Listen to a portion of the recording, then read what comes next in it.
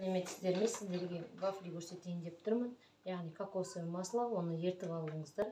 Сосын кейін сироп топинамбура, яғни қантты заменитель. Сосын кейін гарнец мука, яғни рисовый мукадан вафли жасап көрсетейін деп тұрмын. 5 жұмыртқа. 5 жұмыртқаны араластырып аламыз. Оған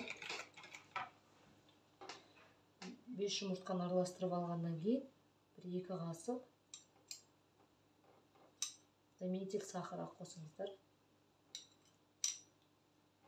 Майды.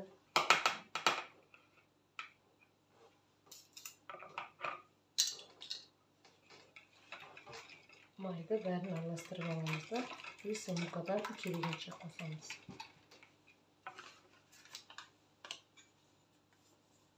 Онда бізде неден өткізіңіздер елеуіштен.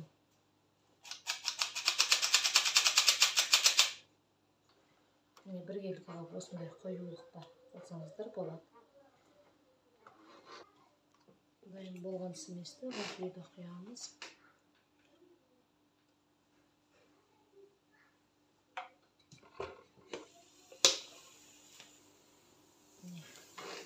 Рисовый қайтадан құямыз.